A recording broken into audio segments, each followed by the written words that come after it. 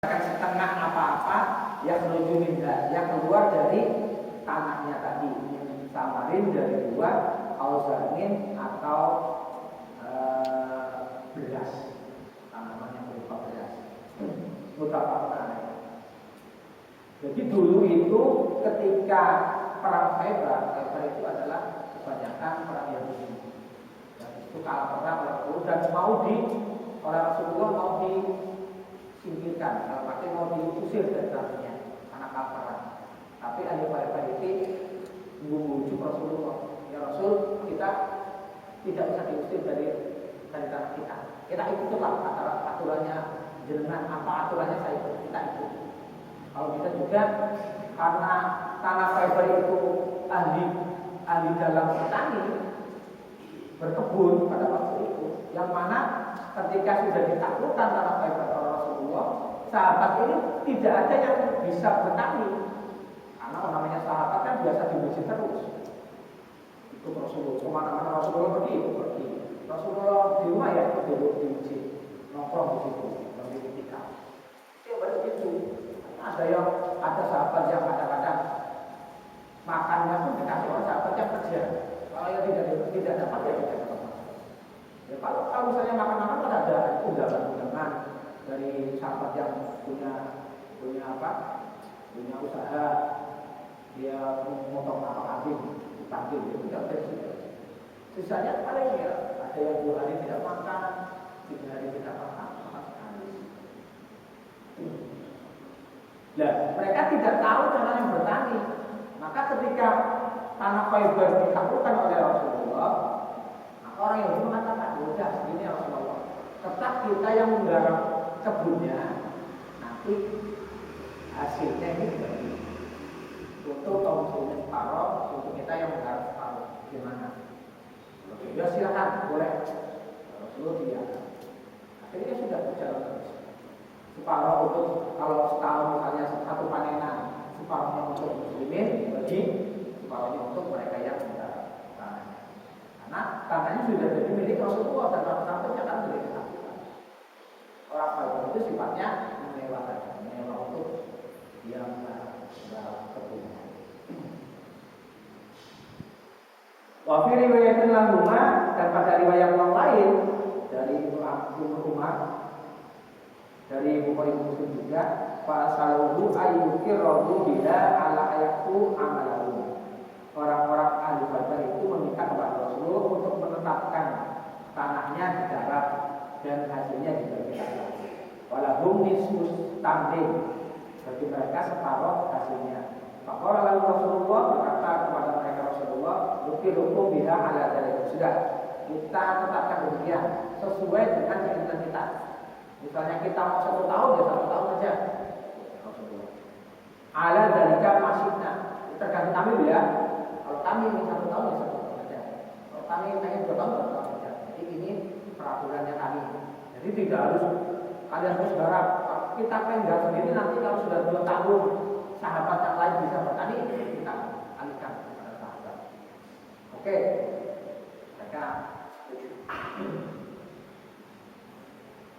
Faqarruha hatta ajlahu Umar. Jadi sampai sahabat Umar berpuasa.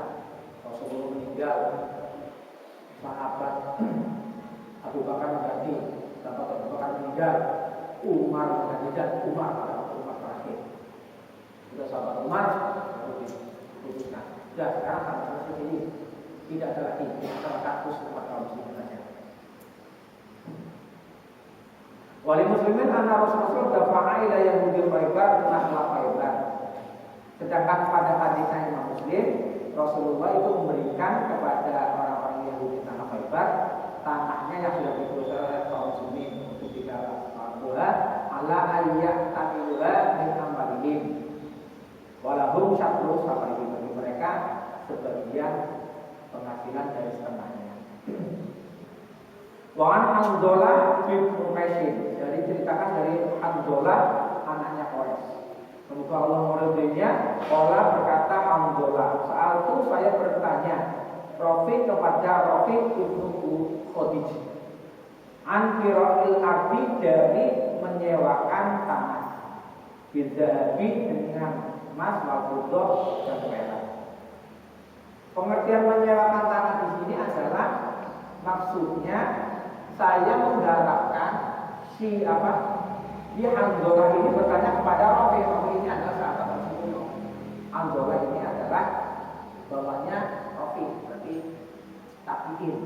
Jadi dia tidak mengalami zaman Rasulullah di Hanzalah ini, tapi dia mengetahui Imam Rafi sebagai sahabat Rasulullah. Maka bertanya kepada Rafi, Rafi, bagaimana hukumnya kalau kita itu menggarap sawah, tapi kita upahnya ditukar dengan duit saja, bukan dari hasil. Kalau tadi di atas kan dari hasil, tapi ini dibayar dengan duit berupa dinar dan dirham, emas dan perak. Faqala la ba'sa, tidak apa-apa, boleh saja. Imam Rafi mengatakan boleh saja. Innama kana nasu yu'ajjiluna ala ahdi Rasulullah alal madiyati. Kalau yang ini boleh, kalau kita kerja dibayar pakai uang. Jadi kita tidak sewa tenaga kita, bukan dari hasilnya, dari hasilnya. Karena pada zaman Rasulullah itu ada orang-orang yang di situ menyewakan tanahnya alal madiyah. Alal madiyah itu adalah pinggiran-pinggiran sungai-sungai yang besar. Jadi yang disewakan adalah pohon-pohon yang ada di pinggir sungai. Di pinggir sungai kan pastinya tanah tempat jalannya air pasti hijau. Sedangkan yang jauh dari sungai, yang mungkin 50 meter ke sananya dari sungai, dia kering-kering karena tidak disiram, tidak teralir oleh air. Wa iqbalul jadawa, dan juga tempat sampainya air sungai-sungai kecil, di situ juga yang disewakan. Wa asya'an minaz zurni, dan beberapa dari tanaman-tanaman. Wa yahliku hada wa yaksimu hada wa yuslimu hada wa yuslimu hada. Kalau yang sewakan demikian ini menjadikan dia yang kalau yang dapat pinggir sungai dia pasti hidup. Ya kalau yang jauh mati dia tidak dapat apa-apa. Ini merugikan, salah satu merugikan. Padahal kalau dalam perdagangan kan tidak boleh ada yang dirugikan, tidak boleh ada turun, ada menipu. Kalau ini terasa itu. Ya kalau misalnya yang saya menyewa yang pinggir sungai, punya tanah yang tidak pinggir sungai ya dapatnya yang mati-mati. Kalau yang misalnya yang punya tanah saya minta yang pinggir sungai ya, akhirnya yang menggarap yang tidak pinggir sungai ya mati-mati juga kan? Itu yang menjadikan burun, tidak boleh oleh Rasulullah. Yang satu hidup, yang satu mati. Bayi seribu hada ini selamat, bayi seribu hada yang satu lagi mati. Akhirnya demikian terjadinya. Walam yakun linasi kirokun bila hajat, mereka tidak punya garapan sewaan kecuali ini. Walizalika azzaja romandu. Karena itu Nabi melarang akad demikian. Pak Amasyekun ma'lumun madhunun falafasi. Tapi kalau misalnya disewakan semua, tidak hanya yang pinggir sungai, yang lain juga disewakan jadi satu. Oh ya tanahnya satu, yang pinggir sungai dan yang jauh dari sungai. Nanti yang keluar itu yang dibagi. Jadi satu sekalian. Misalnya untungnya pinggir sungai jadi 1 kintal, yang lain dari sungai itu setengah kintal, itu tetap dibagi rata, dikumpulkan nanti dibagi. Yang untuk pembagi tanah misalnya dapatnya 1 kintal ya setengah kintal. Baik itu tanaman yang subur atau tanaman yang tidak subur tetap dijadikan satu berbeda. Rawahu Muslim meriwayatkan Imam. Wa fihi bayanun lima umila fil muttafaq alaih min itlaqil ali akhiril ardi. Jadi dari hadis ini diterangkan secara garis besar disepakati oleh ulama min itlaqin nahi akhiril ardi. Jadi Nabi melarang untuk menyewakan tanah. Karena apa?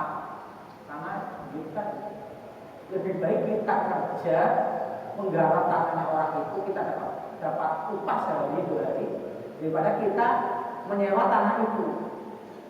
Kita sudah bayar umpamanya, saya sewa tanahnya 1 tahun, berapa juta? 10 juta. Berapa hektar? 1 hektar.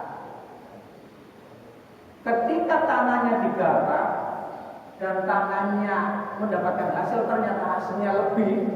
Ketika dijual hasilnya ternyata dapat 5 juta. Yang punya tanah pasti dulu asem dapat 2 juta saja, padahal hasilnya 5 juta. Tapi ketika tanahnya menghasilkan 1 juta, ketika buahnya dijual dapat 1 juta, yang memburu itu yang garap. Ternyata saya bayar 2 juta, dapatnya 1 juta. Ini yang tidak dikehendaki oleh Rasulullah. Yang kedua-duanya ada yang diuntungkan, ada yang dirugikan. Makanya ini sebenarnya dilarang. Tapi karena ini telanjur memang berjalan kalau di Indonesia, ya, kalau memang ridho itu tidak masalah. Yang takutnya begini, yang tidak ridho ini tuh, yang ditakutkan oleh Rasulullah. Karena Islam itu membawakan syariat itu harus sama-sama mendapatkan untung, sama ridho itu. Kalau dia misalnya dapat 2 juta ridho, tapi hasilnya ternyata 10 juta, ya nggak masalah. Kalau misalnya yang menyewa itu ridho, walaupun dia bayar 2 juta, ternyata dapatnya 1 juta, tidak masalah. Jangan sampai nanti di belakang ternyata blunder. Blunder itu yang ngomong sendiri ya ternyata rugi, asem rugi. Itu yang tidak dikehendaki oleh syariat. Makanya alangkah lebih baik kita mengandalkan tenaga kita untuk dibayar daripada kita punya uang pas-pasan untuk menyewa ternyata tidak untung. Itu kan spekulasi. Kita nyewa 1 hektar, tapi saya bayar 2 juta. Bayarannya pasti ini kalau buahnya handel atau buahnya lebat, ini pasti 5 juta. Itu kan baru spekulasi. Yang jelas itu 2 juta sudah hilang, bukan 2 juta ini. Sedangkan 5 juta itu spekulasi saja, baru angan-angan. Ya ternyata ketika digarap tidak sesuai, sama dengan ketika kita usaha, kita mau merintis usaha baru, taruhlah usaha bakso.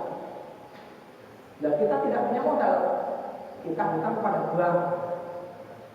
Ketika kita utang kepada bank 10 juta untuk usaha kita pertama kali bakso, yang jelas itu ya kita hutang 10 juta, tiap bulan harus bayar. Sedangkan kita spekulasi usaha baru jalan, kita baru angan-angan 1 bulan kita dapat segini. Itu kan baru angan-angan. Sedangkan yang cicilan itu wajib. Nah, ternyata ketika usaha terjadi mulai pelanggan sebulan belum ada yang beli. Sedangkan ini harus setiap bulan harus cicil. Kebanyakan yang baru demikian. Baru usaha sudah utang dulu. Boleh utang kalau kita sudah jelas punya usaha, sudah jalan usahanya, baru kita utang untuk tambah modal.